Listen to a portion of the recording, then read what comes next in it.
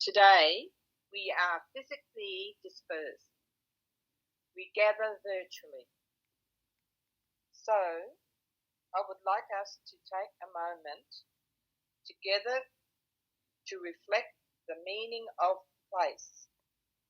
In doing so, we recognise the various traditional lands from which we join together today.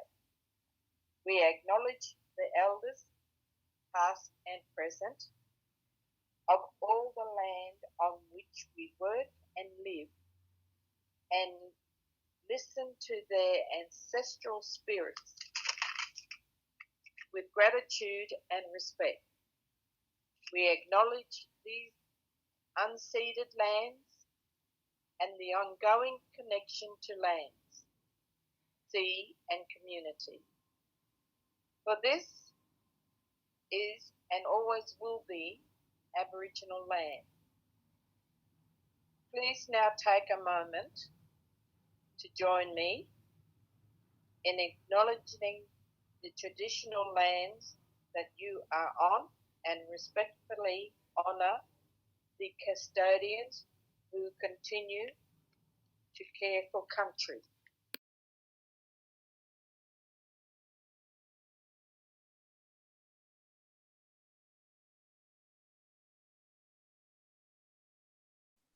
He honore, he karorea, he maungarongo ki te whenua, he whakaro pai ki ngā tāngata katoa. Huri no mai tēnei pito, ki tēnā pito, ki tērā pito, ki ngā tāngata whenua o te ao. Tēnā koutou, tēnā koutou, tēnā koutou katoa. It's a great honour on behalf of Māori here in Aotearoa to acknowledge us all and the sovereign unceded lands we stand on, the waters, mountains and forests that sustain us, the ancestors whose dreams have inspired us, and the future generation for whose rights we fight. How wonderful it is to be gathered together for another Lime connection, albeit electronically, in this really extraordinary time in world history that we find ourselves in. May our connection be fun and fabulous, authentic and creative, powerful and provocative, healing and radical. Tēnā koutou katoa. Hello everyone and welcome to what is an amazing lineup of experts for today's panel.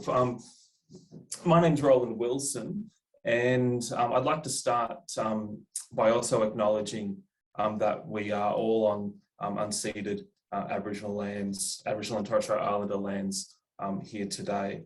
I'd also like to acknowledge where I am, which is Kaurna country, and pay my respects to Kaurna elders, past and present. I'd like to acknowledge that, Kaurna is unceded country as well. My background or my country is, so I'm from Ngari, from the Hay Plains of New South Wales. So if you've driven across the Hay Plains, it's God's country, big sky country. So some of you would have been able to do that particular road trip. So that's my country, my people. But I also have my grandfather's country is also up in the Brewarrina area of northwestern New South Wales as well. So extensive links back through that part of country as well. So just as a bit of a brief introduction to myself before we get into some housekeeping and introducing the amazing panelists that we have for today's session. So I currently am at Flinders University. I coordinate and teach the Aboriginal health curriculum across a large part of the Flinders medical program. Here we have an extensive footprint across Adelaide through rural South Australia, as well as right across the Northern Territory, right up to Larrakia country.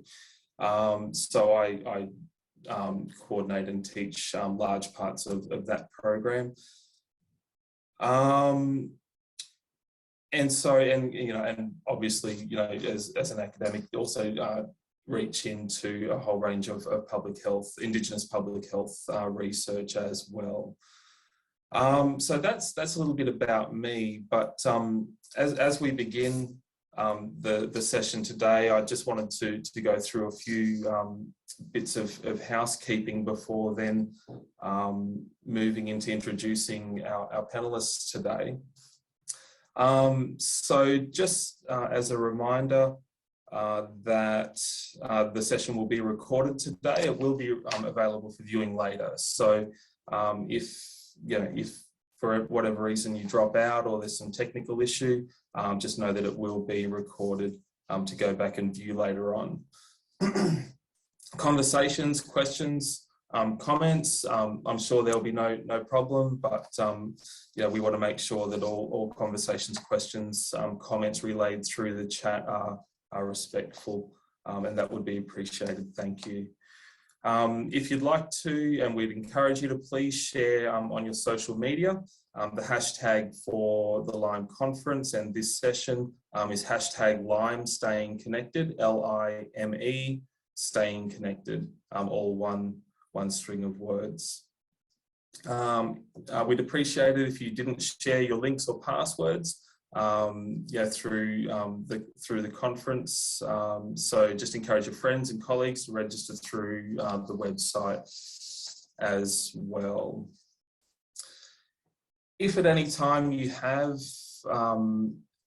any sort of difficulty accessing the session today, you can contact the Lime team via email. You should have their email through your registration process, so they will be watching in the background. So if you have any difficulty, please email them, and they will try to help you as best they can from where they are. We will be accepting questions from participants through the session. And there is a Q&A box that you should be able to see at the bottom of your Zoom screen there. So you can click on that, and questions and comments will be monitored through the course of the discussion as well. So by all means, please jump on there, share your thoughts, ask your questions, and we will be very happy to get to as many as we can through the course of the discussion. Finally, if you want to connect with other conference delegates, there are contact emails through the password protected delegate page, and you can find that at www.limeconnection.net.au, so that you should also have access through that as part of your registration. So this is intended for you as conference attendees only, so if you could please make sure that you keep that for yourself and for the conference attendees, that would be great. So just, we're just about to kick off with introductions. Here on Kaurna country today, it's a balmy 14 degrees and raining. So in my mind's eye, I'm actually at the Darwin Convention Centre, where it's about 34 degrees, about 70% humidity. And after this, we're going to kick on to the waterfront for a couple of cold beers, but that's just me. So wherever you are, I know it's been a bit of a struggle the last 18 months, doing all these conferences by, electronically. So wherever you are, if you take yourself to your favourite convention centre or conference venue, then that might help things a bit as well. All right, so I think that's it for housekeeping for this morning's session. So what I'll do is I want to introduce each of our amazing panelists for you today, and I know that everyone's bios is there as part of a pack, but I do just want to introduce and highlight a few things for each of the panelists. So first we have Dr. Donna Cormack. Donna is an associate professor at University of Auckland. Donna teaches and researches on the health impacts of discrimination, particularly Māori experiences of racism, Māori data sovereignty, and critical anti-colonial approaches to health research. We have Dr. Marsha Anderson joining us today. Assistant Professor, Marcia is an assistant professor at the University of Manitoba. She practices internal medicine and public health as a medical officer of health with Indigenous Services Canada. Throughout the course of the COVID-19 pandemic, Dr. Anderson has been honoured to serve First Nations communities as one of the leads of the Manitoba First Nation Pandemic Response and Coordination Team. Next, we have Associate Professor Alana Lentin. Associate Professor Lentin is, sorry, I've lost my spot. So he's Associate Professor of Cultural and Social Analysis at Western Sydney University. She's a Jewish woman who is a migrant centre on Gadigal land, works on the critical theorisation of race, racism and anti-racism. And just as a bit of a plug, her latest book is called Why Race Still Matters. And finally, we have Mr. Donald Whaleboat, living and working on Bindal and Walgarugaba land. Is a senior lecturer, College of Medicine and Dentistry, and Associate Dean, Indigenous Health with the Division of Tropical Health and Medicine at James Cook University. Donald has dedicated around 20 years to improving the health of Aboriginal and Torres Strait Islander peoples, working in community health research, strategic workforce planning, training and development, and primary health care and promotion. And is currently a member of the Townsville Hospital and Health Board and former chair of the Townsville Aboriginal and Torres Strait Islander Corporation for Health Services. So on that note, we obviously have an amazing and diverse panel today to discuss racism and health education. So I'm really looking forward to being able to host this particular discussion today. And a big thank you to all of our panelists today for being able to join us to share your thoughts and expertise on this particular topic. So I suppose just to set everything up, what I thought we would do is we will go, each of the panelists are going to introduce themselves a bit further for several minutes and share their thoughts and expertise with us. And then after each of the panelists has been able to have some time to do that, we'll then kick on with a more semi-structured approach to the panel discussion and be able to take on participant questions and get into some more discussion about what people have said today. So on that note, I'd like, if it's okay, I'd like to ask Dr. Cormack if you'd like to start us off today. Thank you. Tēnā koutou katoa, tēnei te mahi kia koutou I runga I te kaupapa o te rā nei, I runga I te wā āhua pāhihi heke hoki nei. Ki ngā tangata whenua o inei whenua, nā koutou, nā tātou tonu te tino rangatiratanga, he uri tēnei no kaitahu no kātima moe. Donna, Rangahau. So kia ora everyone, and thank you for the opportunity to be here with you today and to share some thoughts with you around racism and health education. I'm a teacher and a researcher. I have joint positions at Te Kupenga Hauora Māori, which is at the University of Auckland, and Te Rōpū Rangahau Hauora Pōmare, which is the University of Otago and Wellington. And a lot of the work that I do is really focused around trying to understand and expose racism as a fundamental and entrenched determinant of health for Indigenous peoples. And that includes teaching around racism into health sciences and into some undergraduate medical education. And I think I'm not going to talk too much about the work that we're doing, but I thought particularly relevant to mention for today's panel is some of the research we're doing at the moment, looking at Māori medical student and Māori doctor experiences of racism, of other forms of discrimination, bullying and harassment, and how this impacts on health and well-being, and also on people's experiences in the workplace, and issues around retention. And I've gone a little sideways with what I wanted to talk about, and instead of kind of talking about my research and my work, I guess I wanted to share a couple of thoughts around some of the thinking and reading and theorising I've been doing recently around racism. So I've called my brief talk Sighing as Anti-Racist Pedagogy. I hope it makes some sense to some of you. It makes sense in my head.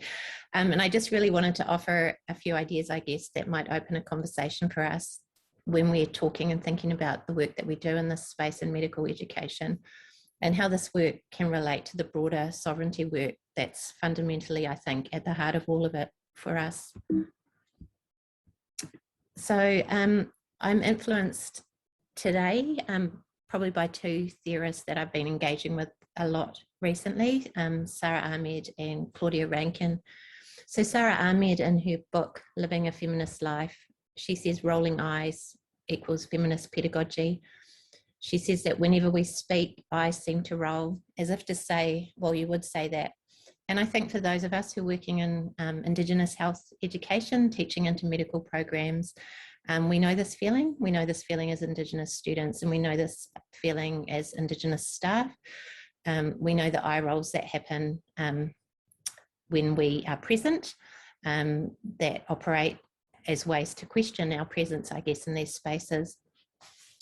We know the familiarity, I guess, of that feeling and that response to our questions, to our challenges, to being present in a conversation about curriculum or on a curriculum committee, to us mentioning the treaty, or worse, naming racism and white supremacy in medical education and workplaces.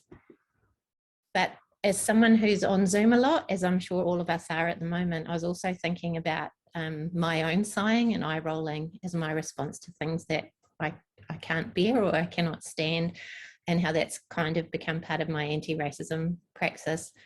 So those of you who are on Zoom meetings with me know that I'm not very good at keeping my face straight or hiding my feelings. I sigh a lot, I roll my eyes and I cover my face. And this made me think about Claudia Rankins' writing around sighing, where she talks about her experiences of racism. She says that to live through the day, sometimes you moan like deer, sometimes you sigh. The world says, stop that. Another sigh, another stop that. Moaning elicits laughter, sighing upsets. Perhaps each sigh is drawn into existence to pull in, pull under, who knows. Truth be told, you could no more control those sighs than that which brings the sighs about. So I guess what I wanted to kind of open today with is to put forward this idea about how sighing is helping me think through what I want from teaching about racism in health education. It's helping me to think around the work that I want to do, what I want to teach about, and who that work is for. So for me, teaching about racism in health education is really about trying to provide opportunities and spaces for Indigenous students to collectively recognise, to acknowledge, and to name what they already deeply feel or know to be true. So the sigh of recognition, that is a sigh that when we collectively acknowledge that racism and colonialism is in play, it's always in play, it's always already in the room, in our classrooms and in our health system.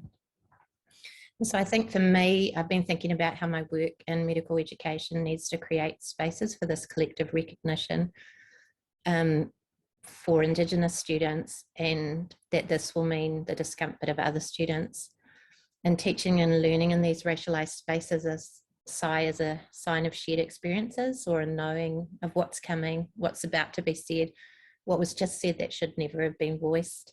And so I really want to think about how teaching about racism creates spaces for these sighs, as well as a sigh of relief when someone finally names racism. So when students can let out a breath that they've been holding when someone kind of names what's in play in the room. And often the work that the universities want us to do in these spaces is not about what Indigenous students need from teaching about racism, which I think is that collective understanding and acknowledgement of shared experiences, but it's often prioritising the needs of other students or faculty. And so here I want to be really mindful of recognising all the really important and difficult work that people have done to make space for Indigenous health content, for teaching about racism in medical school. And I don't want to minimise that at all, but I want to think about how in my teaching going forward, I can be really intentional about centering what Indigenous students need from this space, and realising that that means an active decentering of whiteness, because whiteness will always be trying to pull us back to having it in the centre. So just to kind of finish up my thoughts for today, I guess I just wanted to end on what's more of an opening, I think, than any sort of resolution. And that's, I want to think through how our work, if our work is truly about sovereignty, what is it that we need to teach about racism in medical education? How do we need to teach it to get us closer to that goal? So what is the teaching that we need to do that gets us to a place where we can let out that breath that we're all holding because we've arrived, or we've returned to a radical sovereign future where we're all well and where our tamariki and mokopuna are well? So nō reira I roto I te rāwhakaro, tēnei te mihi aroha kia koutou katoa. So that's just the thoughts I wanted to open with today. Kia ora.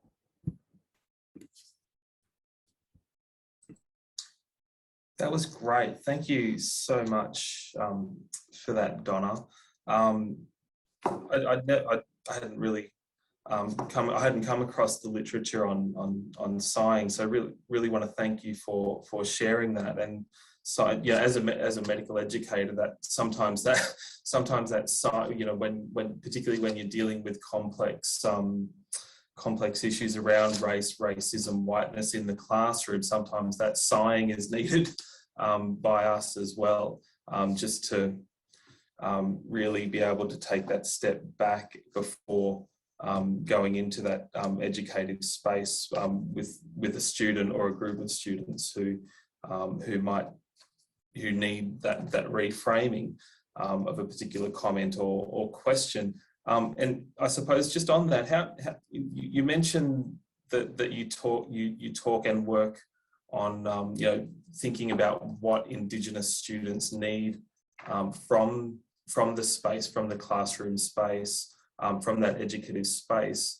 And I'm just wondering how you see that working in your education spaces. Do you feel that, you know, what's occurring at the moment is allowing Indigenous students to, you know, to feel more safe, comfortable, and courageous in those education spaces? I think there are those spaces, but I think they're difficult often to create with the time that is given in the curriculum and the environment in which a lot of the teaching takes place. And I'm not going to say it's easy, but we can sometimes end up teaching, I guess, to the people who don't know. And then, and I'm sure this is something we all think about, being mindful of the sort of violence that can create for the students in the room for whom it's their everyday life. And so I don't know that I've got a solution. I just want to think, if we think, I guess, around intentionality, I don't think in racialized colonial classrooms we can teach to everyone. We can't maintain everyone's safety. We can't maintain everyone's comfort. And because of the whiteness of those spaces, the default comfort is whiteness. So it's me thinking through, how do I be intentional about actually the comfort that matters to me is the comfort of Indigenous students. I want to know what they need to know and want to know about racism and health. And if there's kind of collateral learning that happens for other students, that's great. But yeah, I think the way that our curriculum is set up and the the spaces we teach into are set up, the default is always pulling us back to the people who know the least and are the least close to the actual experiences we're talking about. And so not only do Indigenous students not necessarily get what they need, but they might actually get harmed in those processes. So it's really just, I guess, sorry if it was a bit self-indulgent, my thoughts, but it's me thinking through how I can be really intentional about the work that I'm trying to do. If I'm trying to teach for sovereignty, what is it that students need to know? What is it that Indigenous students need from the teaching in medical school that helps us all towards that goal? That's and that great. maybe can't happen in a shared classroom space. Maybe that's something we need to think about, caucusing in separate spaces. No, that's fantastic, and yeah, and that has also been my experience. Those things that you've said there as well. So I really want to thank you for those perspectives. And there's some stuff there that I'm hopeful that we'll get back to in some of those comments that you've just said. So thank you very much for that. I'd like to introduce Dr. Marsha Anderson and invite Dr. Anderson to introduce herself a bit further and share some of her thoughts with everyone today. Thank you, Marcia. Thank you. Chekota pichichi maskiki isquo nadishnikas nandawe benisik nadishnikas chante washte nape chusape. So my name is Marsha Anderson, and I'm joining you today from our homelands, which is Treaty 1 territory. It is also the homeland of the Métis Nation here in Canada. And it's the end of the day, so I don't think I look quite as fresh as some of my colleagues who are joining from the Southern Hemisphere. And thank you for the way you've started us off. I found that very interesting. And I had been thinking in the lead up to the panel around some of the work that I do locally at the University of Manitoba. My role as the Vice Dean includes leadership in anti-racism. And a couple of years ago, we passed an anti-racism policy called the Disruption of All Forms of Racism policy. And then nationally, the chair of the National Consortium for Indigenous Medical Education, and anti-racism is one of our 6 key themes, and actually our funding was announced during the first National Roundtable on Systemic Racism in Healthcare. And one of the things I have reflected on significantly, and which builds on some of the comments Donna made, is how different our experiences are. And I've thought about this as an Indigenous medical educator in leadership roles, certainly true for our learners as well. But recently we've had 2 significant events here. And one was our first National Day for Truth and Reconciliation, which was a holiday in many parts of the country, meant to be a day of reflection, of honoring both the survivors of Indian residential schools as well as the children who never made it home. Certainly, although this was called for as part of our Truth and Reconciliation Commission, its passing was related to the discovery of massive numbers of unmarked graves of children on residential school sites. And I think many of us had more complicated feelings on that day than we may have anticipated. And that was challenging because for many of our non-Indigenous counterparts, there was cause for celebration. The having of the day, the number of orange shirts that were sold were really seen as strong efforts of allyship. While most of my thoughts that day were centered around how reconciliation will be in the absence of justice. And I have a 7-year-old daughter who is passionate about justice and racism, and asked me on that day and several times leading up the day, if people are still alive who worked in residential schools, are they in jail? And if not, should they be?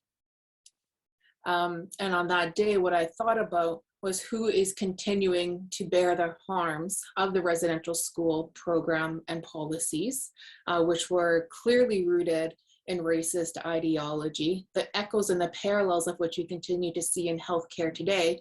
Who bears those harms and who is not celebrating on this day, right? And then the other thing that happened was this past week, the coroner who did the inquest into the death of Joyce Echaquan was released. And when the inquest into Brian Sinclair's death happened, who was a First Nations man here in Manitoba who died after waiting in the emergency room for 34 hours without receiving any care. He died of a treatable bladder infection. At that time, the coroner said even Snow White would have died in those circumstances and refused to examine racism. This coroner said if Joyce Echaquan were white, she would likely still be alive today. And there is power in naming racism. There are some shifts in the dialogues and the recognition that we see happen.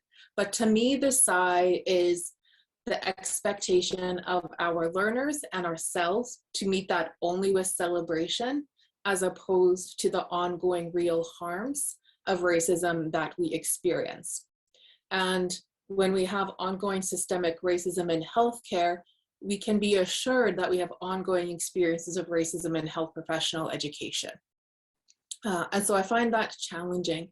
And not only do our learners experience the course material in a different way, but one of the things that we are really grappling with right now is how we handle assessments. How do we assess medical learners who are non-Indigenous for their anti-racism and cultural safety, as well as how do we assess Indigenous learners, recognizing that we have a huge diversity of Indigenous learners in that place, some of whom will be triggered and will be harmed by assessment content. But while we get pushed at times by learners to exempt them from the Indigenous health courses that we have or exempt them from assessments, I also know that we can't assume every Indigenous medical learner has what we would consider that core baseline knowledge in anti-racism and culturally safe practice.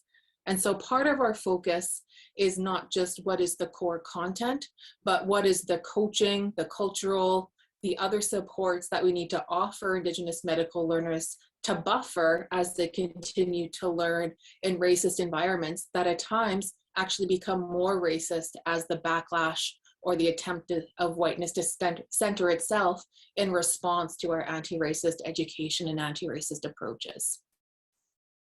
Tāko yasin, and thanks for the opportunity to be with you all today. That's great. Thank you so much, Donna, for all of that. And one of the things, something that's come out of both yours and Donna's comments so far is around Indigenous students and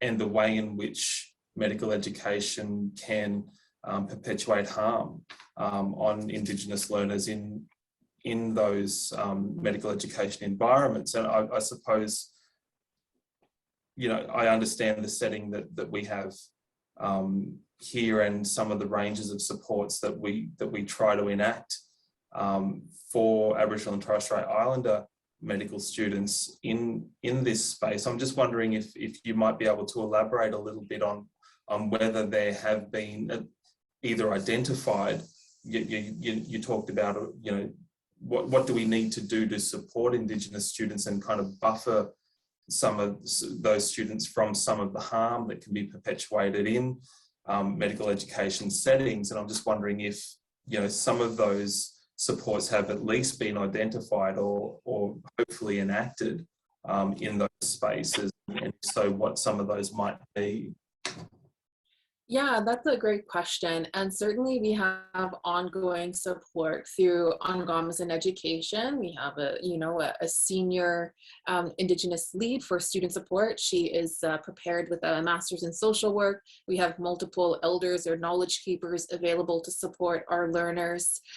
But based on the conversations I've had with learners over time, what I've found is that a common thing is a student gets thrown in an exam by some comment they find triggering to a previous experience of racism they had, whether that's themselves or witnessing or supporting a family member through it. And then that feeling of being triggered throws off the rest of their exam performance. So some of what we're looking at now is working with psychologists, for example, around some group sessions that would be optional on what actually is a trigger response and what are some active strategies that you could use in the moment to kind of reset so that you could carry on with the exam. Certainly when students are experiencing that, we want to make sure they know what options they have available in reference to their previous trauma and any healing work that may need to happen one-on-one with that.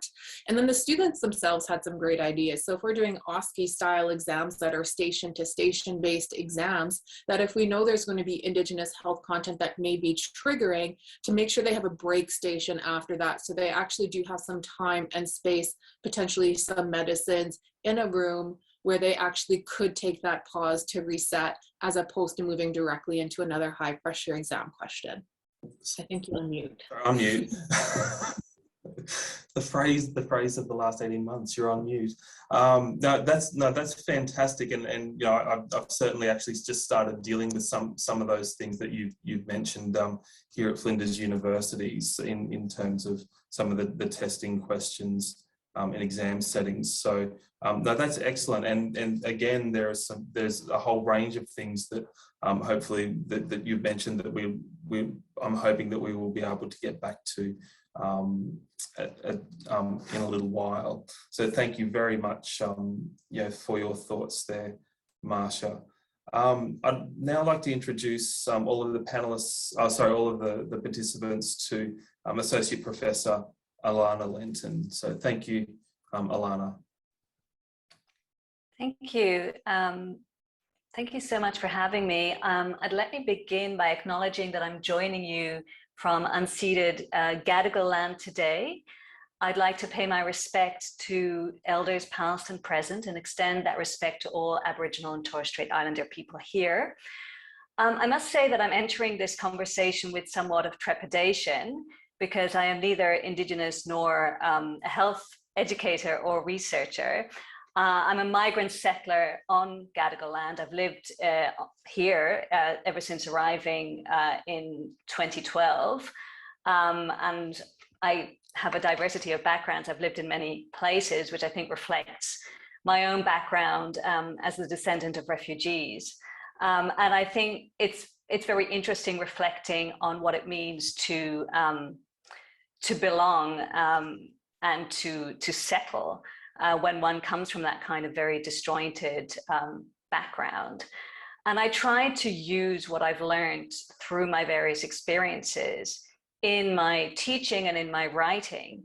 And I hope that anything that I do can have some benefit, particularly in the classroom. And I think this is the subject that we're talking about here.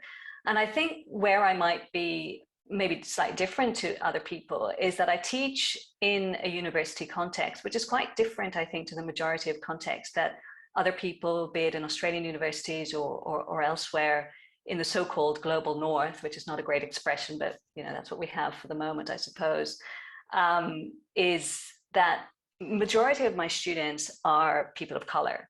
We don't have that many Indigenous students, although we have Indigenous students, but we have very few white students. We do have white students, but they're in a minority. I remember the very first tutorial I took at Western Sydney University, and I'd moved here from the UK where I'd worked for a number of years beforehand, which was a predominantly white environment. And one of the reasons I wanted to move to Western Sydney University was because I always felt very odd teaching race in a predominantly white environment. And I landed in this very first tutorial, and there was a young white woman in the class, and she stood up and she sort of said, "Okay, I'm from the Shire, everybody laugh," because she was a minority. And it was really interesting because it obviously turns on its head the predominant whiteness and overbearing coloniality of the majority of spaces on these lands.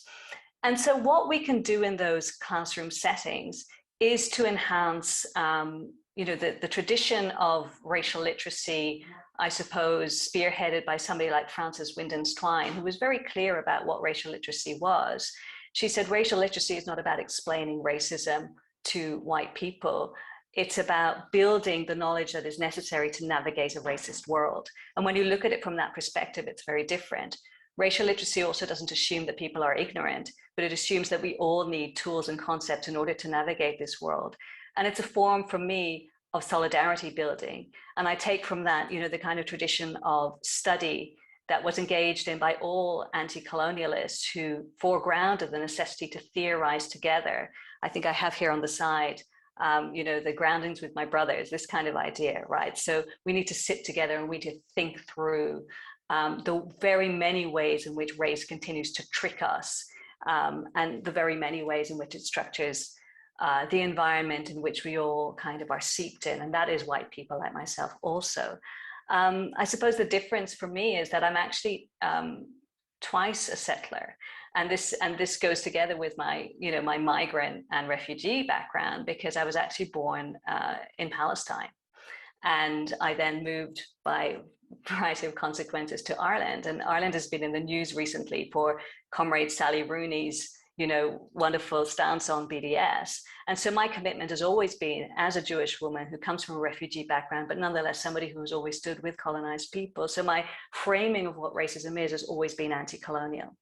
So saying that, I thought it might be interesting to reflect on where we can be useful, or where I can be useful, if I can be useful to this conversation. And your comments, Donna, and also your comments, Marcia, made me think about, well, you know, what are we coming up against constantly? And learning from how people speak about their experiences of racism. I wrote about this I use a very sort of basic concept, not racism. Not racism is the sort of the waters that we're all seeped in, this environment that constantly denies people's experiences of racism. And I wrote about it in this book as such. I said, not racism is a quest to control the definition of racism that enacts a discursive racist violence. So that's a sort of a long way of saying that by denying people's experiences of racism, it's a form of racist violence. And it's not only that not racism denies, we all know about racist denialism. I'm not racist, but blah, blah, blah. We've all heard this. But actually what we have in not racism is a definition or a white redefinition of what racism is, which assumes that in order to actually be able to conceptualize racism and explain it, you have to be as far away from it as possible. So this positivist idea of objectivity that kind of overrides and frames our understandings and things.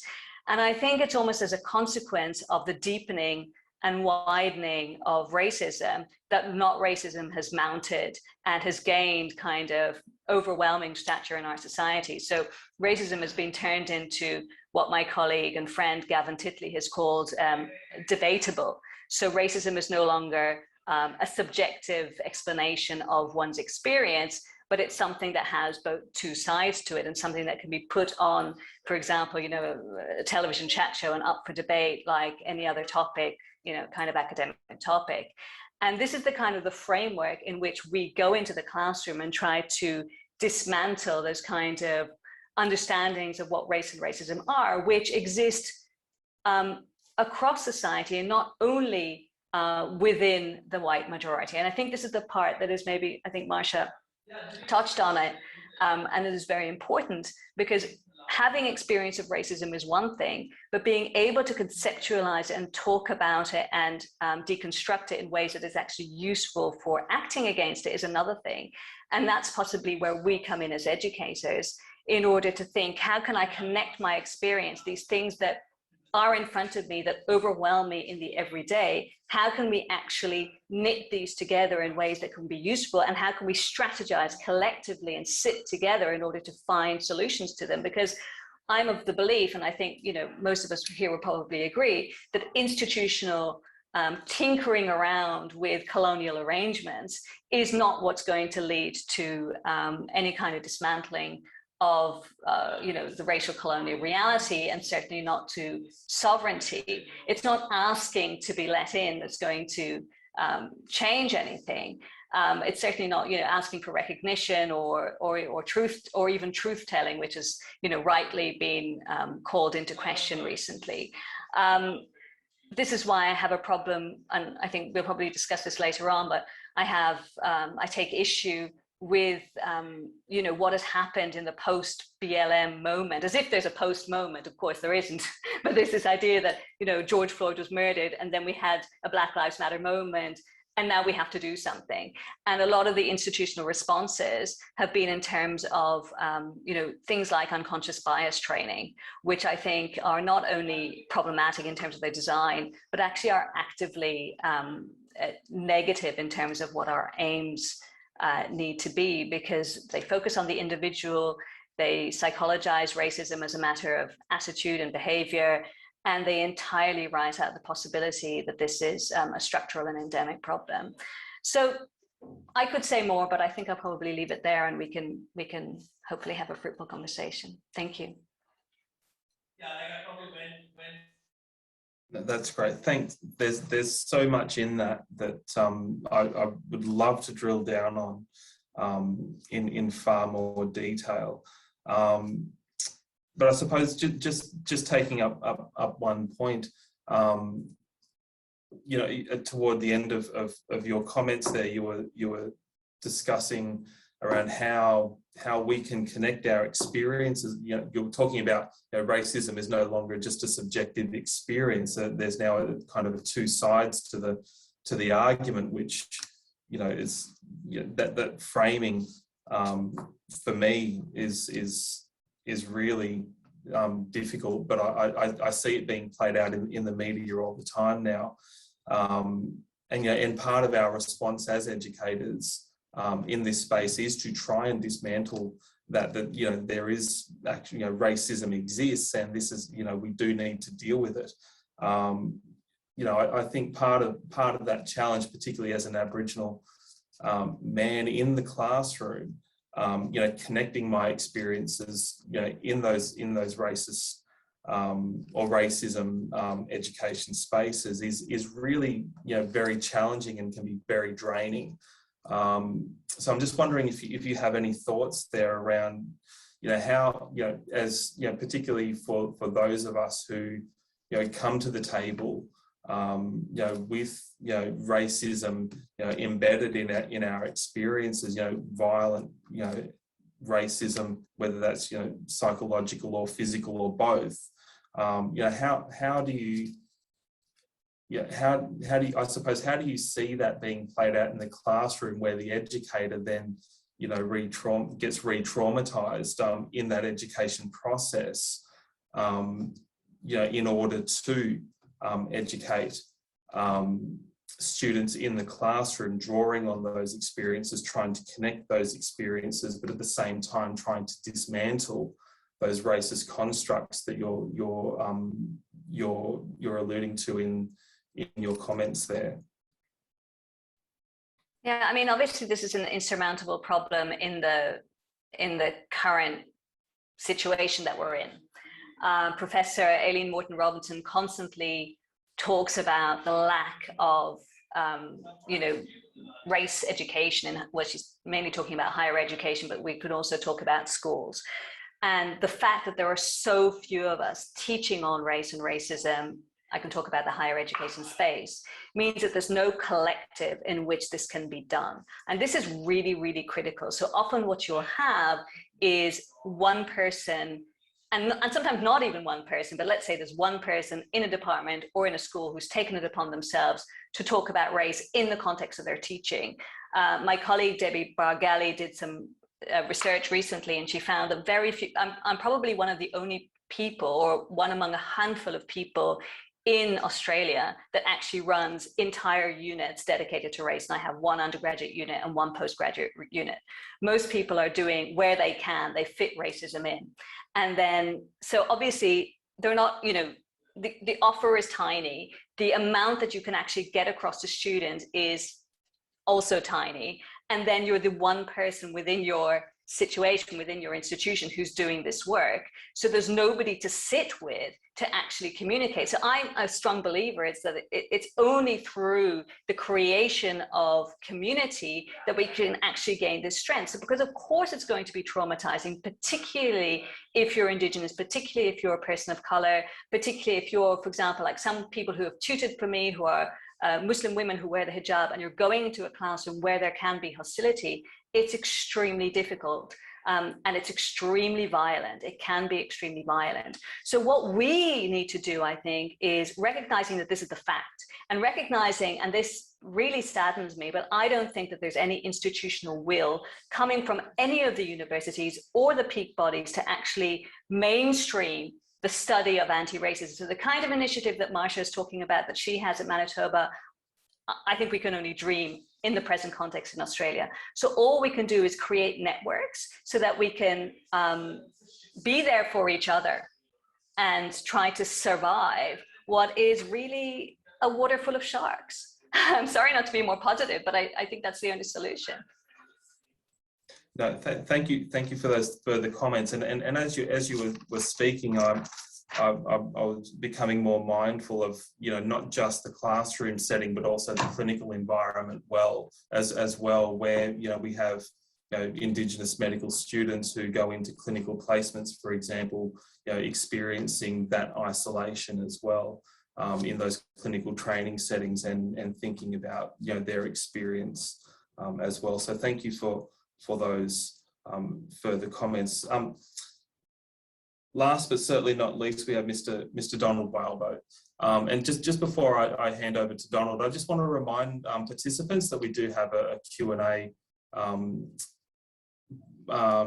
function on the Zoom, so on the Zoom link, so that if any of this conversation is you know, provoking thought, and you want to, you know, ask a question of any of the panelists or make comment, by all means, please go ahead and use that function to type a comment or question, and we'll get to that as soon as we can. But finally, I'd just like to hand over to Donald to introduce himself and some of his thoughts. Thank you. Okay, unmute. Thanks, Roland, and for that introduction, and certainly a good opportunity to be part of the panel here at Lyme Connections 2021, to be able to connect up with you know, colleagues and various people, and especially when we're talking about such you know, challenging topics as racism and how we deal with it. It's good to have, or knowing that we've got others that are working on and experiencing the same things. And looking at ways of how we can better support each other to deal with it. So as Roland mentioned, so I'm a senior lecturer at the College of Medicine and Dentistry and Associate Dean Indigenous Health here at the Division of Tropical Health and Medicine at JCU, James Cook University. I'm from the Pōmare clan group of the Miriam Nation in the Torres Strait. And I live and work here in Townsville, which is Bindal and Walgarupa country. I've had, I guess, 10 years now in the world of academia, and I'm in medical education. And so some time has sort of moved on, and you don't realize that sort of how quickly it goes by. In terms of my other roles or previous experiences, I've been working for Queensland Department of Health and Community Control Health Services in the area of public health promotion, and also in health workforce planning, policy development for various departments, particularly around health.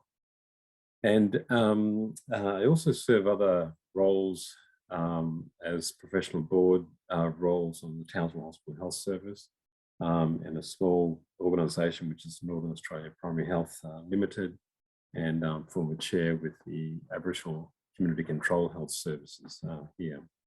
I guess my bit of work and interest is mainly stemmed across the northern part of Queensland, and I'm sitting here in Townsville where it's quite warm now, moving well into summer, and Roland's description of being at the entertainment centre in Darwin, I think I can strongly connect to that one right now.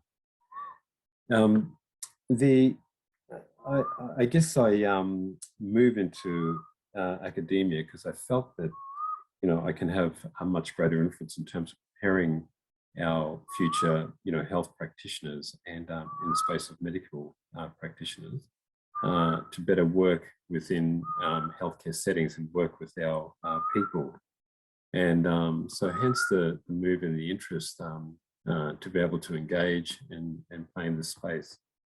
But also still have a strong and continuing affiliation within the health sector and how we can best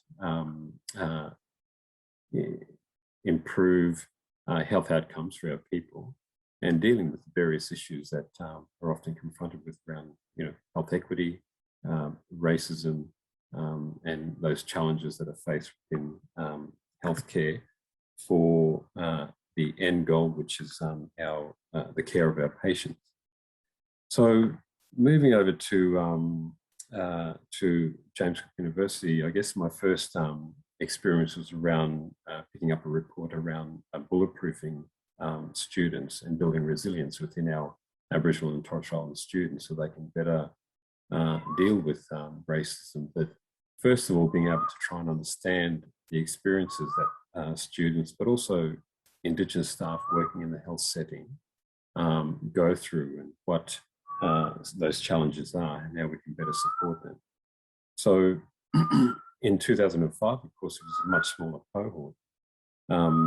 And that work has led to, I guess, some, you know, improvements in terms of better Indigenous student recruitment numbers in order to ensure that we've got, you know, a good mass of Indigenous people to support each other, but also making sure that we have staffing, Aboriginal and Torres Strait Islander staffing within the university and non-Indigenous staff that work in the space to be more aligned to those values that we as a university stand for and try to drive home, particularly within the medical program and the division of tropical health and medicine. So there was some really good work around that. We've also, I guess, as a first, you know, starting point, introducing, you know, cultural awareness training, you know, into curriculum, and you know, which has benefits, but sometimes there's unintended, you know, consequences as a result of that, and doesn't quite prepare us to deal with, you know, the issues of racism within medical education. But you know, those modules and curriculum content exist and continue and have you know, intended purposes for that. The moving on from that, there's I guess after spending, you know, 5 years or so and understanding that, we then embarked on a project. This as the cohort of students grew. This is the whole cohort, and I'm talking just about Indigenous students. As the cohort grew and the mix and diversity of students here at the university start to, you know, diversify, there was more of a effort to look at how we can engage other students in this space. And therefore we then embarked on a project called the STAR Project, which is Stand Together Against Racism. And it was a project which initially was introduced to address racism when students are out on clinical placements, initially with Aboriginal and Torres Strait Islander students, but we found that other students of ethnic background were experiencing or having similar experiences too. And therefore, it formed this collegial arrangement or a collective arrangement among students to be able to support this cause. And so the program is aimed at looking at raising or having the conversation about racism, where they experience these things in the workplace or during their clinical experiences. So simple things like, you know, wearing a lapel or a stick pin, which is a star symbol, and then obviously that prompts a conversation about what it is, and then that starts the conversation, you know, between practitioners. So rather than waiting for a situation to happen and then try and deal with it, But if the conversations happen beforehand, then people are in a better position to then share their experiences. So that's been the approach of the STAR project. And I've got to say that the lockdown has brought some good in terms of creativity around graduation ceremonies. And I witnessed, for the first time last year, when students were left to run their own graduation ceremony because colleges weren't able to do so, students took a step to not only read and recite their graduation oath, but also they recited the STAR pledge, which is stand together against racism. And there's a few points which is about, acknowledging and respecting, peoples of other race. So there's a whole lot of points that are listed under the oath for STAR, which student also included as part of their graduation oath. So that was a really, I guess, a eye-opening moment, I guess, for where we've come in terms of that program. But of course, for me, the challenging bit is now when students go off on placements, they don't have their peers with them, and that becomes a real challenge about experiences that they face, not only on themselves but what they see that's directed at patients themselves, and feeling that they're in a situation that they're unable to do anything about it, or how do they go about dealing with those sort of situations when their supervisors are the ones that are carrying out these various acts. So that still remains a real challenge for us, and I think there's some light at the end of this tunnel. Whilst institutions have had health institutions have had various various strategies over the years, such as in Queensland we've had making tracks. We all have reconciliation action plans, but have very little, I guess, in terms of cutting to the core of dealing with the issues around racism. But at this point in time now, we embark on a health equity strategy across health services, and we hope that those sort of things will align to the work that we do at universities, so that the conversation can connect. And that's a really important, I guess, step that I see in terms of us making any headway in dealing with racism. So, Roland, I'll just leave it at that, and happy to engage further in the discussion session.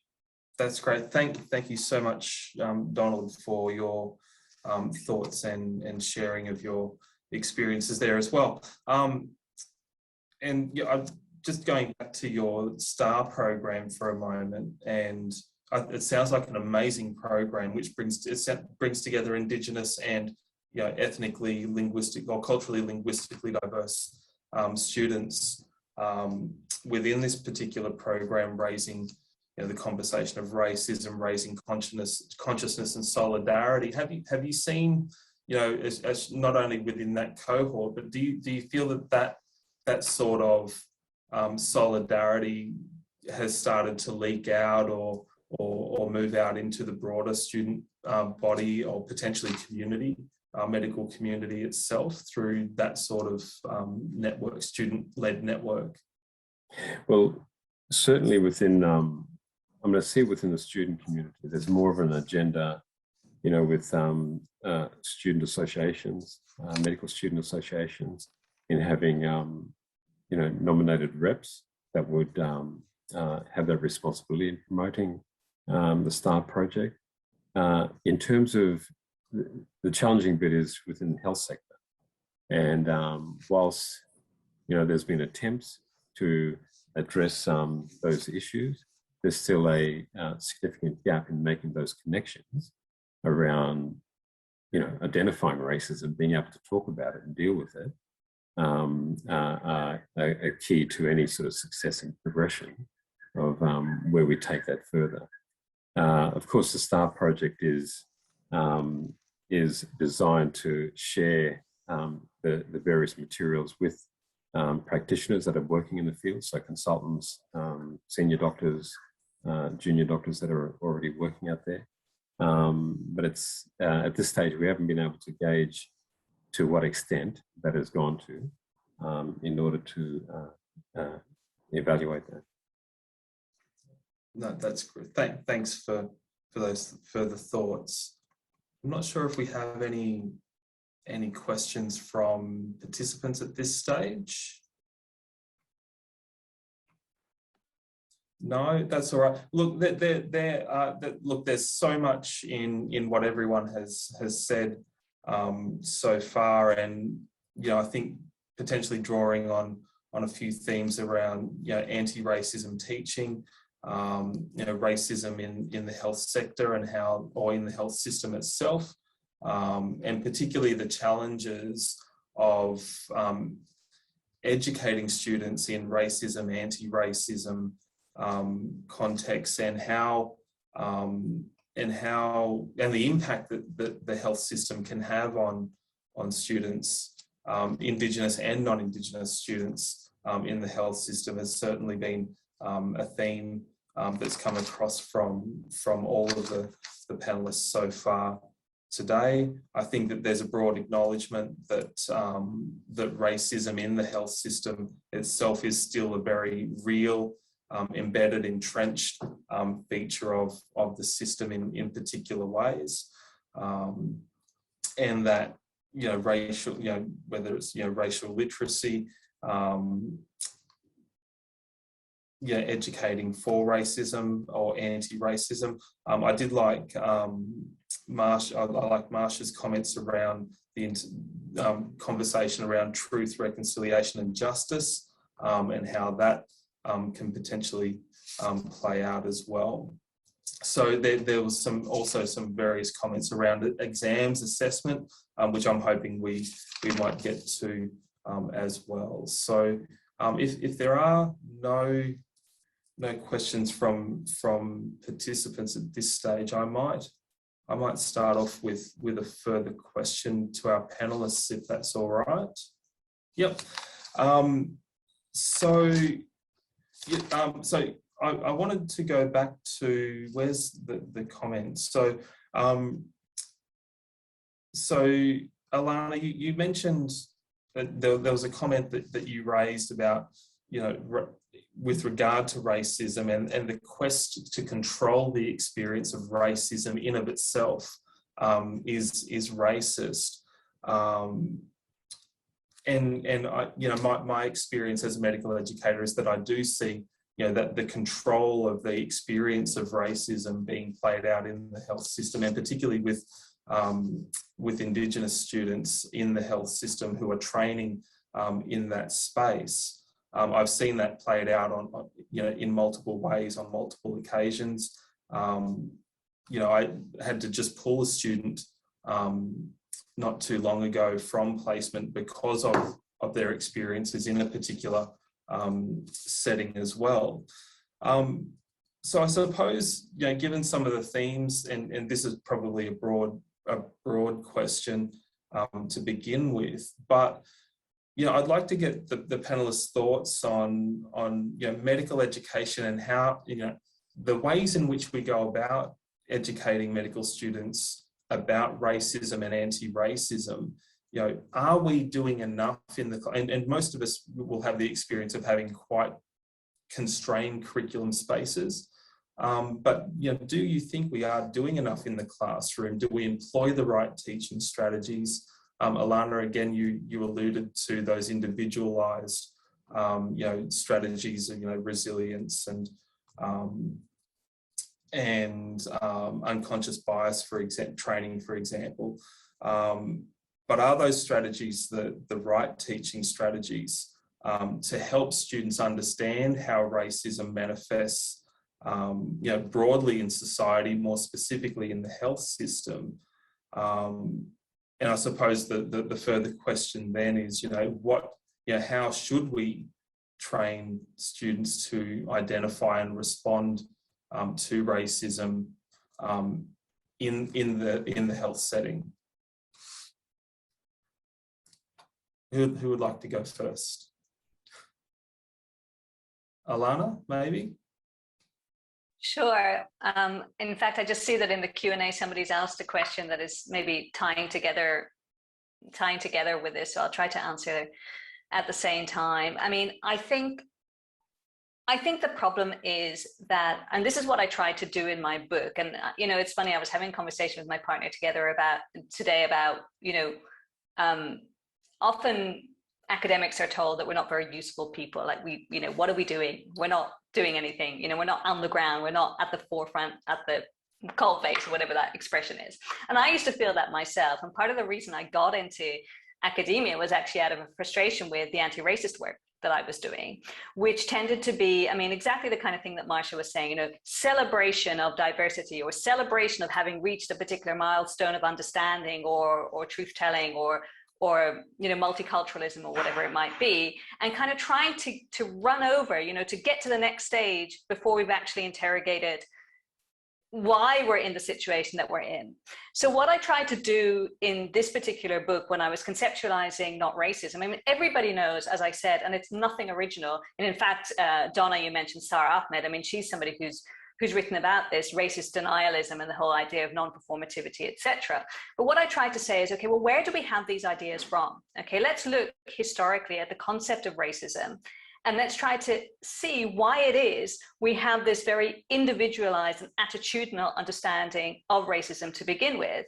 And without getting into the entire argument, actually we can see the basis for this within the original concept of racism itself. So racism is first actually a word that's used by racists to describe their own beliefs. So people who were doing racial science and experimentation, all that kind of thing in the late 19th century. And it's then later taken up in the early 20th century, sort of around 1920s, 1930s, by people who thought of themselves as opposed to racism in the European context, where obviously there was a growth in fascism and anti-Semitism. And interestingly, and I base this on the work of a historian, French historian called Carole Renaud-Paligot, and she looked at the history of these French physical anthropologists. And these were people who were doing basically what we would call racial science, but at the same time they were opposed to racism. So they were opposed to the idea that there were differences between European races, which was what was thought of at the time. And so they even mounted a journal called Race and Racism, which was a committed anti-racist journal, but some of these people were still going to the colonial context and carrying out racial science experimentation. So my point was to say that actually the people who originated the concept of racism thought about it in a very discrete and Eurocentric context, and didn't think about it as what, Professor Barner-Hesse would call colonially constituted. In other words, where does race get worked out in terms of a regime of rule? It gets worked out in the colonial context, yeah?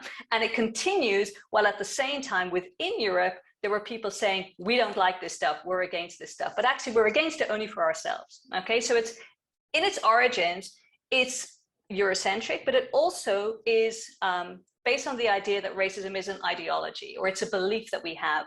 And like all beliefs, we can divest ourselves from these beliefs, right? And if you think about it, that's exactly the mainstream view. The mainstream view is that people have bad attitudes. Maybe they're ignorant, maybe they're poorly educated, maybe they're mean, and we have to deal with it, okay? And as soon as you look at racism like that, that's when the solutions start to become things like racism awareness training. It was Sivanandan from the Institute of Race Relations, who in, I think, 1983 already called out racism awareness training by literally saying, apologies for language, I don't want to wipe the asses of white people, right? He said, I don't want to help you with your guilt. I don't need this. I need solutions to the fact that, he said, my sister is undergoing virginity testing when coming to the UK from South Asia, etc. Right? So in other words, racism is systemic, racism is institutionalized, and that it's on that level we need to confront it. And all of the white fragility and all this kind of stuff that we like to talk about, he goes, that's not my problem, right? And however, because we have this overbearing idea that racism is a question of individual attitudes and bad attitudes that can be unlearned. That's why we've developed all these different types of trainings. The latest iteration of such, with the help of social psychologists, being, of course, unconscious bias training. Now, I don't think that there is anything unconscious about racism. I think racism is willful. I think it's a manifestation of the white supremacist landscape, and I think it needs to be tackled on that basis. And so I'm really, really worried about people who are, you know, involved in checking their privilege and thinking about their bias. And, you know, I don't think it moves things along, and I think it actually can be disabling. So again, I don't know if I'm answering your questions, but I just think the very questions that we ask ourselves need to be thought of differently. And actually, it's important that we study the history of racism and the history of anti-racism, because anti-racism is a diverse phenomenon. Not everybody who is an anti-racist thinks that the solutions are the same. Not everybody agrees that race is colonial. People, as I said, people think that racism is a question of bad attitude, so, and still call themselves anti-racist. So how do we get with our students onto, you know, where's our starting point? So the starting point is race is the technology of rule, right? We start there, and then we explain how it works in systems, and students can understand it. It's not, and especially students who have experience, because they tether their experience to this learning, and then we can start to move ahead. That's great. Donna, Marcia, Donald, any thoughts? Any further thoughts on that question or what's been said so far? So, you know, one thing I have thought a lot more about over the past several years is how do we actually think anti-racist change in medical education and healthcare happens? And of course, this is a medical education conference, so we'll talk about classroom teaching with learners. But I get really concerned when at an institutional level, all of our focus is on classroom teaching for junior learners or is on who we are admitting into medical school. Because we also know a major part of how racism operates is through power dynamics and power differentials. And we have to think about things like the leaky pipeline and how our senior leadership right now looks very different than our admitted medical student classes. And that's deliberate, right? So I think, you know, in most areas of health education or health promotion, we have finally given up on the idea that education is the answer, that if people just knew better, they would do better.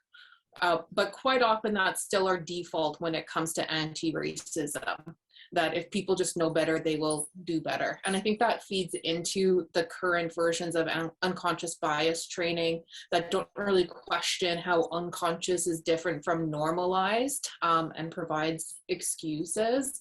And if we just illuminate people's biases, then they will act differently. What we don't see is evidence that shows that knowing, that potential to think differently actually results in different decision making that shifts policies and resources and structures in institutions. And so I think we undermine our own work in the classroom if the students see reinforced at the policy, at the program level, at the budgeting level, in the healthcare environment, ongoing structural racism, right? And so I think personally, we have to accept that not only is anti-racism evolving, but racism is constantly evolving. It is a moving target. It's not a bar we have to just get over and then we'll be in an anti-racist utopia. People have a vested interest in maintaining these racist structures because it benefits them. And so we have to be thinking about what our theory of change is, focusing appropriately on health professional education, but in the context of broader systemic anti-racist change as well. Excellent, thank you. Yeah, I think just, I don't know if it's building on or adding anything really to what you just said, Marsha, but I agree with the focus and almost all the, because I'm interested too in the responsibility, accountability questions in this space and who who the labour falls to, and how much expectation, I guess, is put on the tiny part of the curriculum that might be allocated to Indigenous health and the really hard work of Indigenous health lecturers. But then as soon as the students leave that space and go into a pharmacology lecture or another lecture, they're taught thrifty gene, or they're taught racial science in their other classes and in their curriculum, and that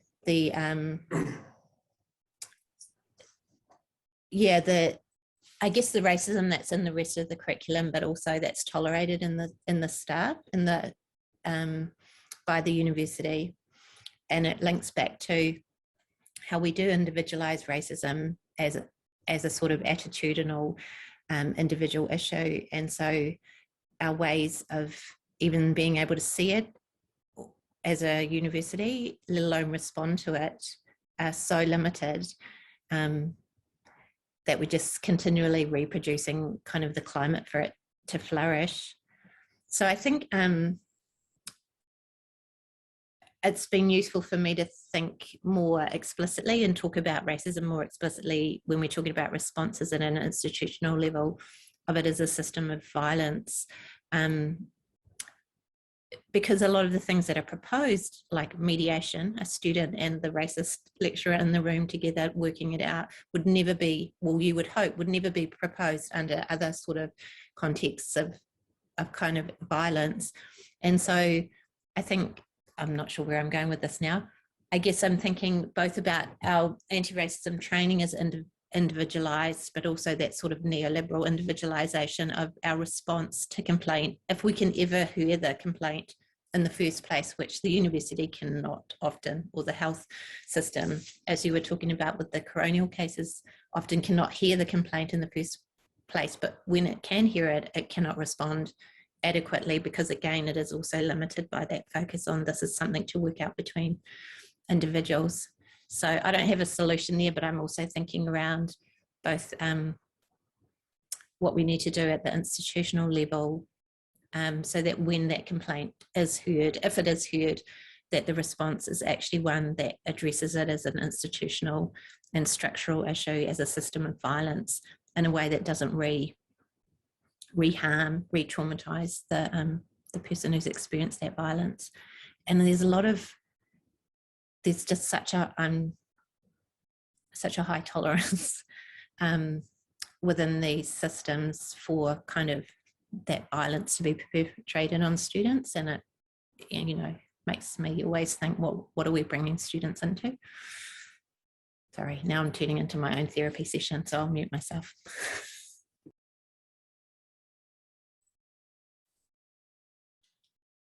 Donald, did you have any further thoughts on anything that's been said so far?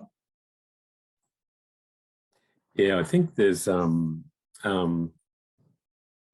within an institution, in education, there certainly needs to be much stronger policies around how we deal with this situation and racism.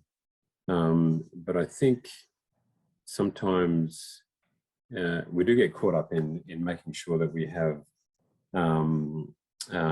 stringent frameworks and how we monitor it and how we measure it gets in the way of some good level of creativity among students to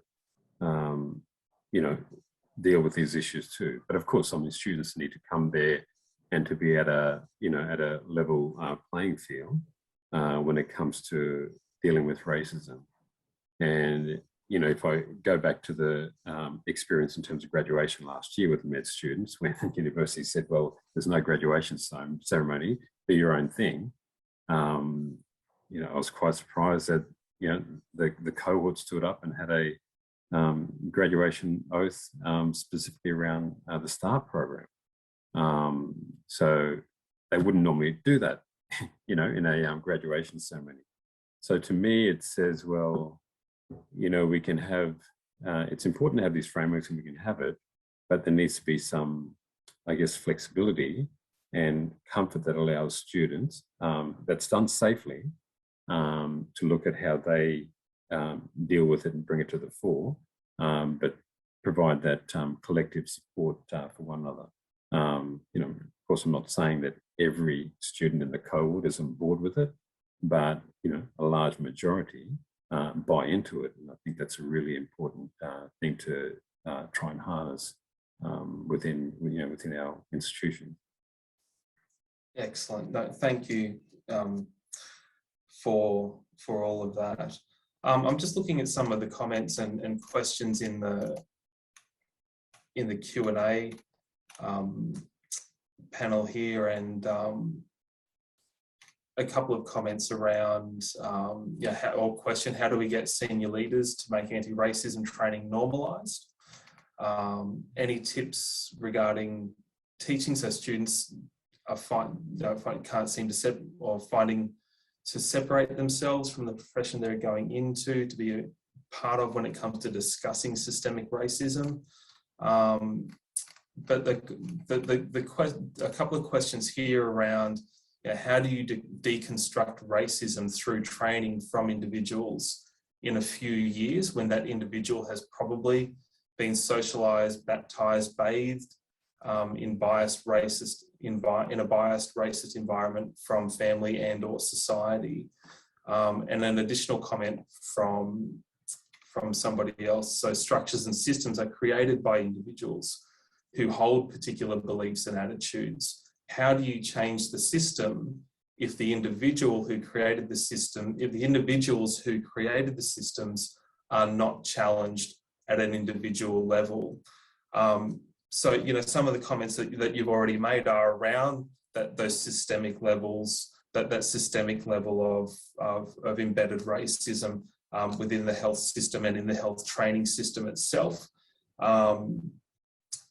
And, you know, the various comments around the individualizing of, you know, responses to racism through various, you know, new age, for want of a better word, training approaches. So, yeah, potentially a question coming off the back of a range of those comments and some of the participant questions is around, you know, what are the expectations that, you know, we should place on, you know, health leaders and health leadership at the institutional level, or, you know, even at the clinical level, around, you know, identifying and responding to racism in the health education system, whether that's in the classroom or the clinical level.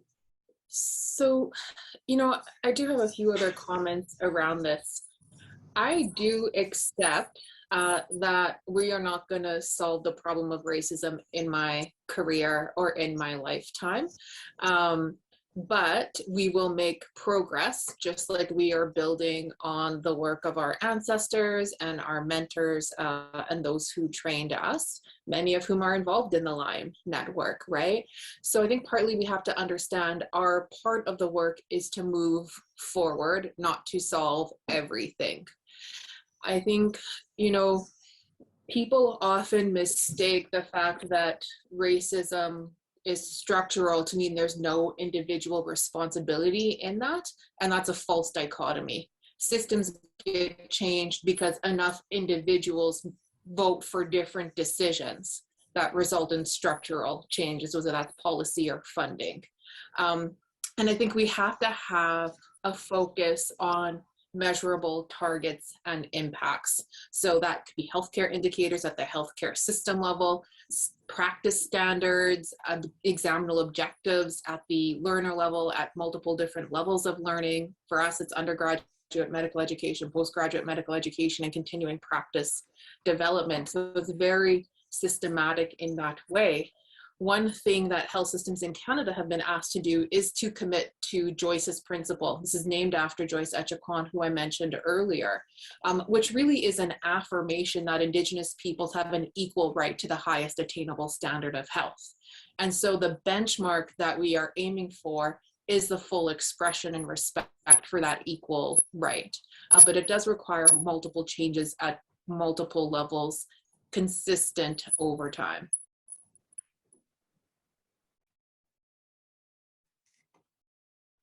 Any of the other panelists would like to jump in on that?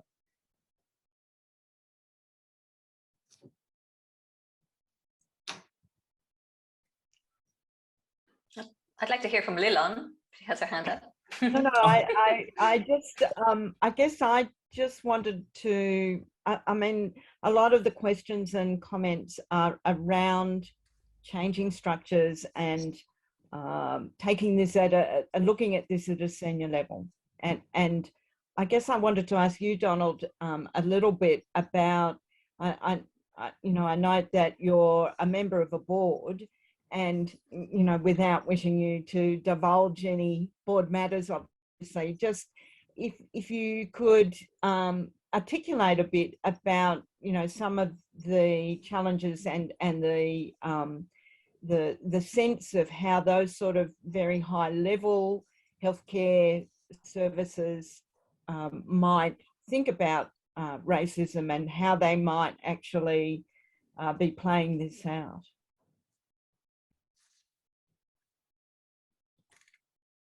Yeah, thanks, Lilon. I'll try and I guess answer the question, but maybe in a kind of roundabout way. There's I guess from a position as a board member of a health service, you know, we have specific KPIs and service agreements, you know, that we work according to, and you know, we try and look at ways in which it represents and capture, you know, the true, you know, bit of information that's going to tell us that, you know, whether we're on the right track or not. Like many health services around the country, we look at, you know, discharge against medical advice, say, for example, and that's always been one of the key indicators when we talk about Indigenous patients' interaction with healthcare. And that's, you know, served a purpose, but it never gets to the crux of, you know, why people discharge, you know, at their own advice. And we rely on, you know, so some work that can be done around that in order to improve what we're reporting on. The other thing is around getting patient feedback or patient complaint that's often comes and gets reported on. So that's another indicator too that we look at. But we know for a lot of our, you know, mob that you know, patients don't always make a formal complaint or raise or provide any feedback if there's an issue that they're confronted with. You know, marginalised groups not you know, feeling safe within the environment is not always going to be raising issues that they have or concerns they have with the practice. They'll leave, and then you know, and then it's difficult for them to come back for the next appointment, follow-up appointment, which is a big thing. So there's those things where we, you know, as health services need to drill down a bit more in understanding, first of all, why people are discharging themselves, and then looking more closely in terms of the feedback that we're getting, but also the feedback that we're not getting, and better understanding that. So, you know, it requires a separate bit of work to be able to delve into that. And I think it's something that's not, it's not difficult to do, but we can't just rely on, you know, what gets presented to us to tell the picture, but it's what doesn't get presented to us. I think there's certainly areas where it can be improved, you know, at the coalface. Is that, yeah? Answer your question, I guess maybe put some thoughts out there. Yeah, no, thank you very much. Yeah. Thank you for that, Donald. And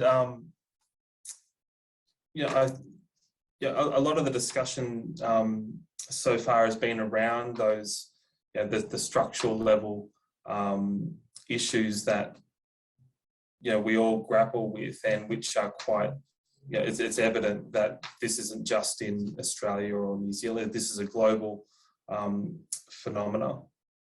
I wanted to perhaps move on a little bit to talk a little bit about medical students themselves, and, you know, for all the good that we do in the classroom, you know, we have a range of, you know, pedagogical approaches. We have a range of information and skills that we try to impart to medical students, you know, ultimately we kind of have to kick them out of the nest, I suppose, into the health system itself, and you know, hopefully what we try to impart to them helps students to see, you know, be able to identify and hopefully, you know, not only where racism occurs in the health system where they see it, but hopefully that the way in which we've gone about training students helps to reduce,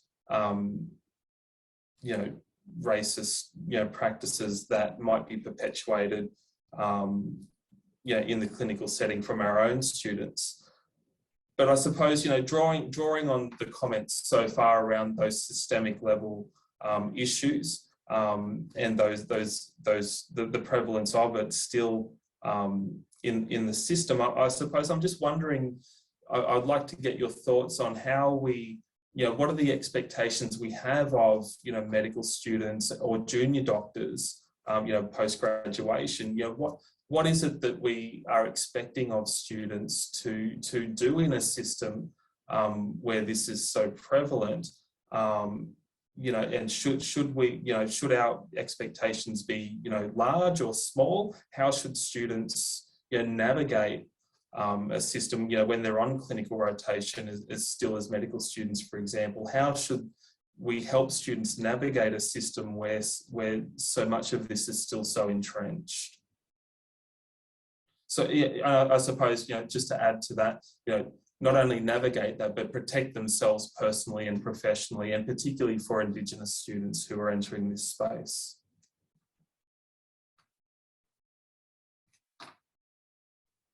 Anyone want to that one? Well, I don't know particularly about medical students because I don't teach medical students, apart from one time when Lilon invited me to lecture to her Sydney University medical students, which was a great experience.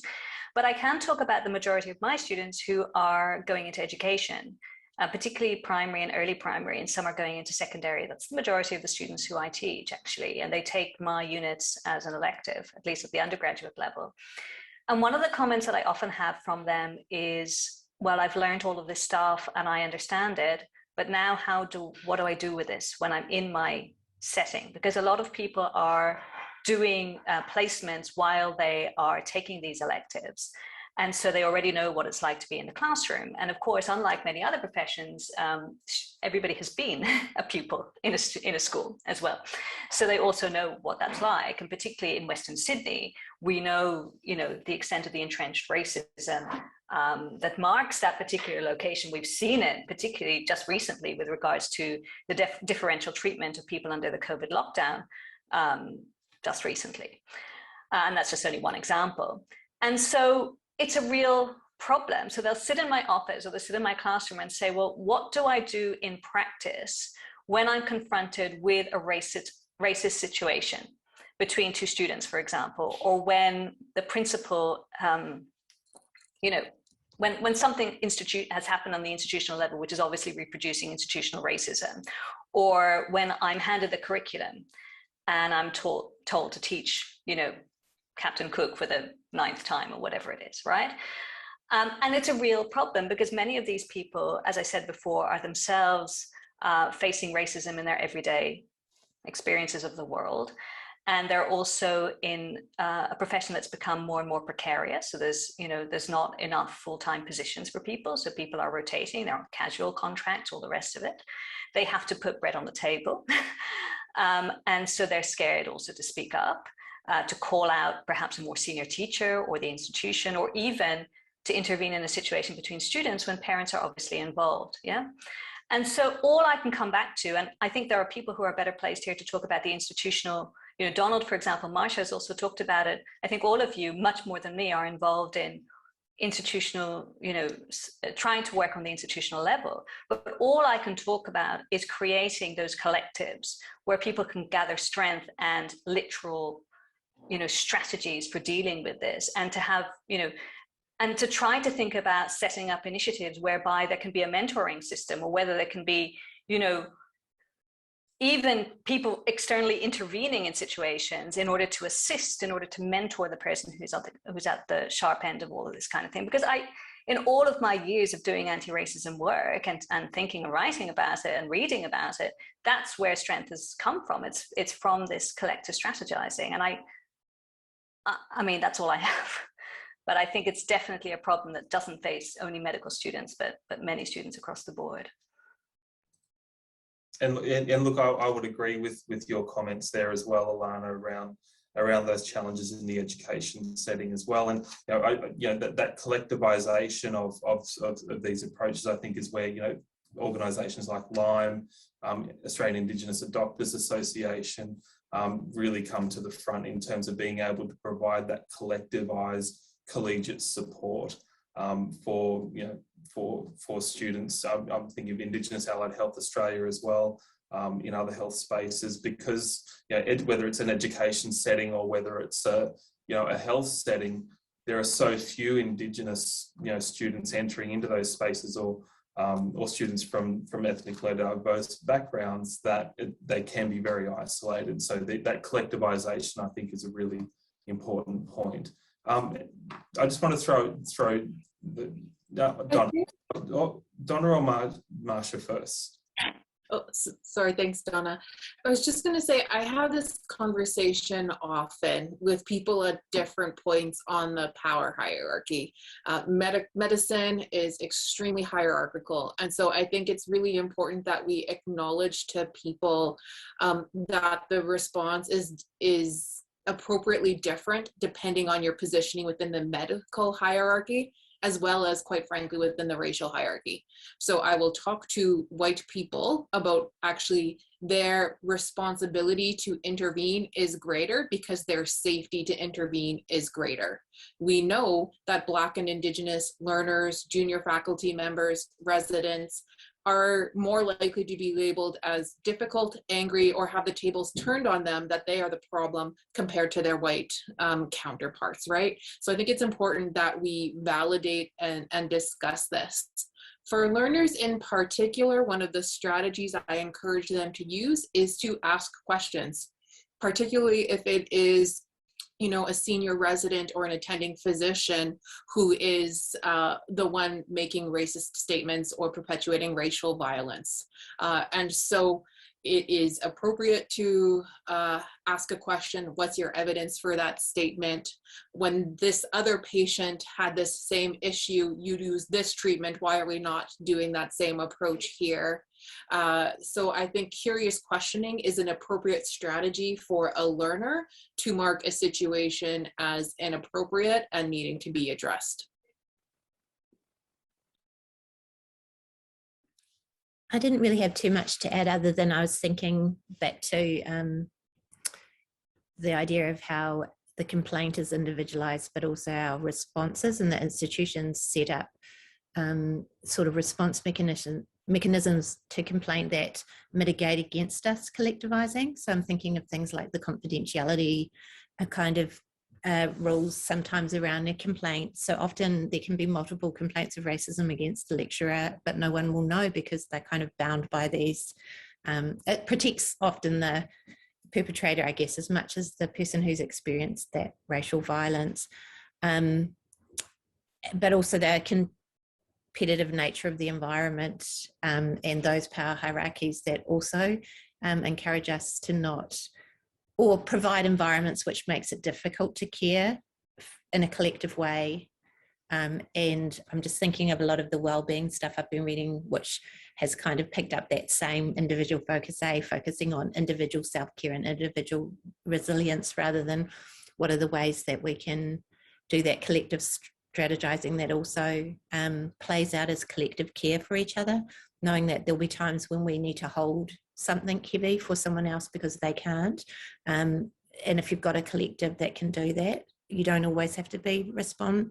It might be enough to walk out of the door of your house. That's enough resistance some days for some people. And here I know I'm speaking for as a person who's Indigenous but white, that I know that I don't have those same experiences, but just recognizing that we don't all, if we can nurture those collective spaces, they provide both the strategies to resist racism, but they also provide those care mechanisms that that we know in our own communities are the way that we care for each other. And I'm thinking of, sometimes you can create those tiny spaces like these, like, you know, like through the organisations you talked about, but the ways that we can do that for students around shared food, around, you know, all those ways that we can do that to carry some of that heaviness, so that it's not always, sometimes, you know, they need space and time to just rest and to not have to carry it that day. But then it's great then if you're in those collective spaces where someone else can pick it up.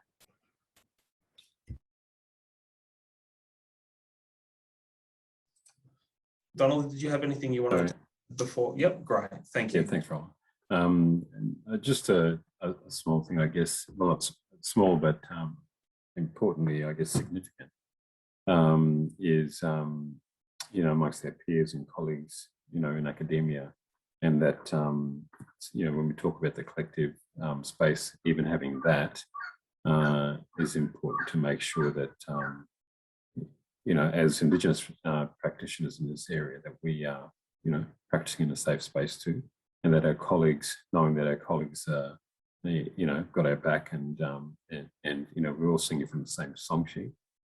So that's really a key thing, I think, for me in, you know, the areas that I delve in. And, you know, when I look at, you know, and just going back recently, looking at, you know, the university curriculum for medicine here at JCU, we talk a lot about and touch on a lot about racism, but it's done, you know, in an integrated arrangement across the various modules.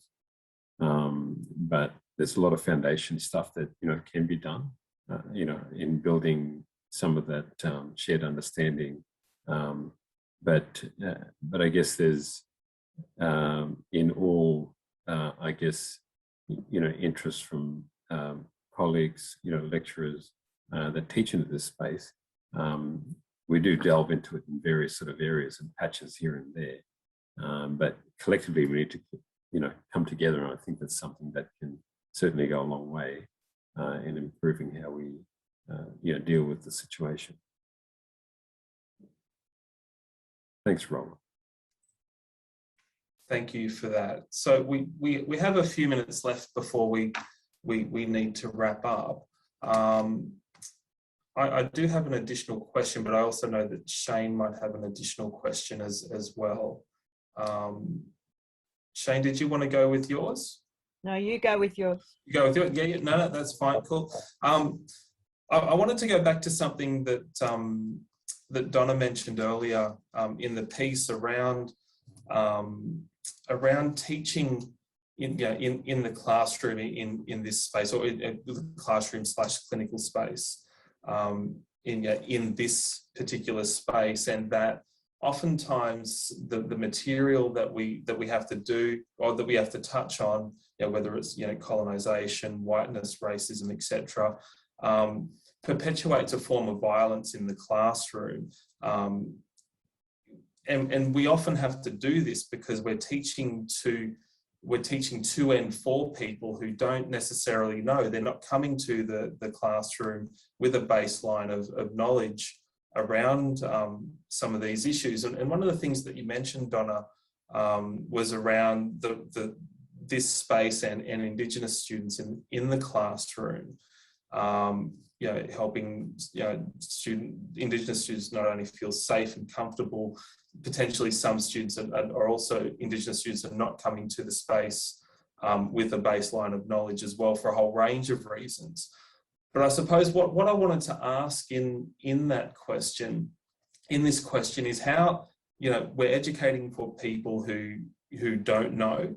We also have Indigenous students who are in the classroom, you know, and in a classroom which is perpetuating various forms of violence for a range of reasons. So I suppose, how do we ensure in those educative spaces, whether it's the classroom or the clinical space, that, you know, in that educative process, that we're not re-traumatizing Indigenous students, you know, through those systems, but that we do so in a way that's not necessarily paternalistic, or overbearing for our Aboriginal and Torres Strait Islander or Indigenous students in the classroom?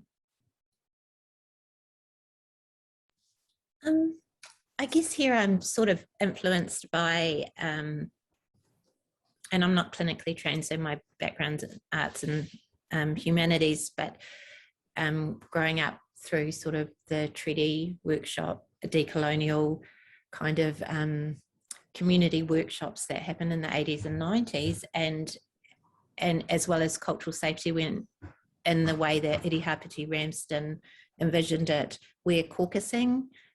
So here I'm talking about kind of creating different spaces for Indigenous and non-Indigenous people to talk through these things was kind of an integral part of the pedagogical approach. And so I just wonder, and I know that's hard to think how that might play out or work in the kind of environments that we teach in a medical school, but I do think we should think about that as an idea. And I take the point that not everyone in the Indigenous space comes to that space with the same experiences or the same knowledge, but I do think we need to think about other ways that we can curate both the teaching spaces but also the assessment spaces. I'm really interested in what Marsha was saying, because we thought about that too. Like a non-Indigenous student can have a light bulb moment and write an amazing reflective piece and get a very high mark because they've suddenly discovered racism yesterday, in a way that an Indigenous student might have a very different emotional, sorry, my child has just decided to start pouring very noisy cereal off camera, have emotional response to the piece, or it's not revelatory for them because it's such a, they can't write anything light bulby on it because it's there every day. And so I think thinking about parallel and multiple ways of both teaching and assessing and curating spaces, which to me is anti-racism work as well, because one thing that racism does is kind of give us this idea of universal knowledge, of particular ways of teaching and learning, doesn't allow multiple approaches, doesn't allow multiple knowledges. So I think that creates spaces, but also is anti-racist in itself if we can kind of disrupt and subvert some of the teaching approaches that maintain this idea of there's a universal way to come to understand these things, and think, no, there's multiple ways to come to know, and there's ways that to come to know and ways of learning that will suit some groups of learners better, and ways of assessment. And I think that will make us, I shouldn't say us there because I'm not a clinician, that will make for better clinicians all around if we can open up that kind of epistemic racism as well in the teaching that we do in this space. I don't know, sorry, that cereal was very distracting, so I went completely on a tangent there, I think. No, that was great. Thank you very much for those comments. And anybody else wanted to jump in with that?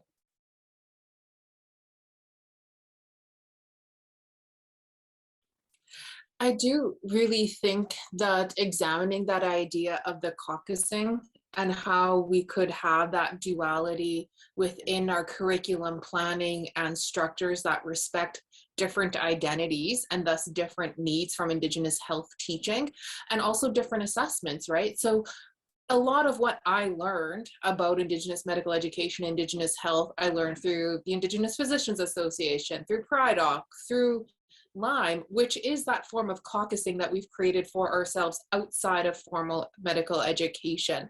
So as I listen to you and I think about that, you know, there have been times when I've been asked this and just kind of said, well, we don't really do that in formal curriculums. And so I guess the challenge is, well, why don't we, and why can't we, if that's what would serve Indigenous learners and ultimately Indigenous patients better?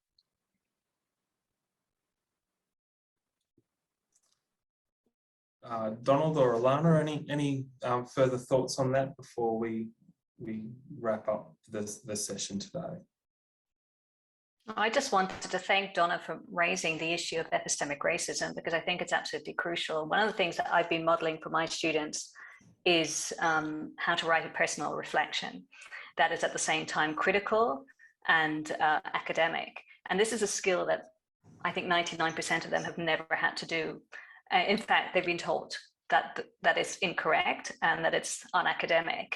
And I find that so interesting because I've tried to impress upon them that when we're talking about racism, we all have a stake in it. We're all differently positioned. We all are benefited or not differently according to our place within the racist schema. And the difficulty that they have with it shows the extent to which this learning that, you know, objectivity is the key to knowledge is so embedded in them from the early days of education. And I think, you know, in a very practical way, because I saw that somebody in the Q&A said, well, what can we do? What can we teach? You know, what can we do? Is develop materials. I'm a big advocate of sharing teaching materials. I develop all kinds of things just on my own, and I put them out there and I say, please use them. I'm totally, this is my personal view, but I'm totally allergic to the idea that this is my intellectual property and, you know, I don't mind. Use it if it's useful to you. But I think if there was a pool of this stuff that we could all draw on and that we could, again, collectively come up with, so more workshops, more strategizing around how to create this curricula, because we all talk about decolonizing the curriculum and it, you know, what does it actually mean? What does it mean when you're in the classroom, you're asking students to think about, reflect upon and act upon their own stake in the racial hierarchy, etc. And we apart, I mean, particularly in Australia, at least from where I come from, which is more in arts and humanities education, we don't have this. Everybody is working on their own, and this is highly problematic. So I think, in a sense, in medical education, you're more advanced because you have these types of networks within which to work, and then you could use those to develop this pool of knowledge and resources, very practical resources that people could draw on. Thank you. Donald, any further thoughts on? No? No, thanks. Thank you. Look, it's been an amazing conversation, and I really do want to thank all of the panelists today for contributing your amazing insights and knowledge and expertise and personal standpoints around this particular issue. I really do want to acknowledge that, you know, some of these conversations can be really hard for many of us, and so just to acknowledge that, and, you know, the strength and the resilience that we all have in talking about these very challenging spaces, which far too often directly affect us as individuals and communities as well. So I really want to acknowledge that and thank you all for that. I think just in wrapping up, there are probably just a couple of additional things. There is a survey for participants to fill out. It'll only take you about 60 seconds. So for those participants who are still online, if you could take just a moment to do that survey, that would be fantastic. And that's going to be sent to you. So that link is in the chat boxes while you're still online. Did any of the panelists, did any of you have anything additional that you wanted to add, just as a brief wrap-up comment while we've still got everyone here? I might. Sorry, I'm not a panelist, but I guess on behalf of Lyme, I'd like to thank you all. This has been, you know, I'm sure many of the participants, this has been for everyone a really hugely thought-provoking, really helpful session, really to extend our thinking. And my thanks in particular to you, Roland, for juggling it all and for keeping us on track and keeping us all together. And really recognizing that these conversations are part of what we've been talking about, and part of that sharing of ideas and that sharing of information and knowledge and thinking is really important to all of us, and they're part of what, certainly for us at Lyme, has been a really central part of the thinking, that the opportunity to reduce the loneliness in this work is absolutely pivotal. So my heartfelt thanks to all of you. I really appreciate it, and I really appreciate that you bring your heart to this and to the work that you do. Thank you. Absolutely, and yeah, I second all of those comments. So thank you very much, Leland.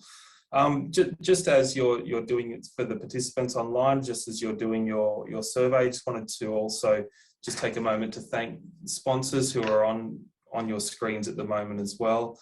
In particular through funding for Lyme through the Commonwealth Department of Health,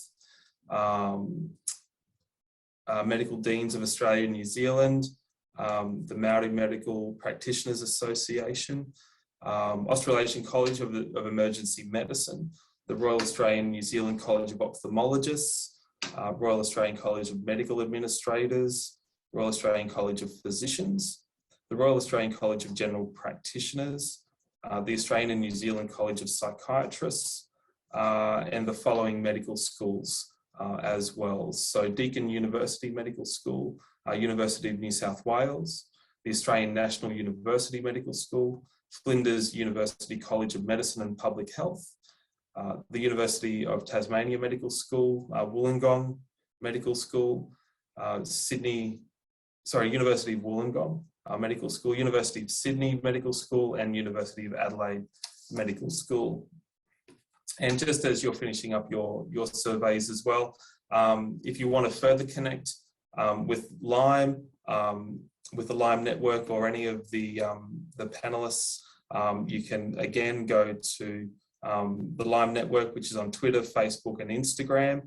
And again, the official conference hashtag is Lyme Staying Connected, all one word. So just on that note, again, just a final thank you to all of our panelists today for your incredible and amazing contributions to this thought-provoking and really important conversation.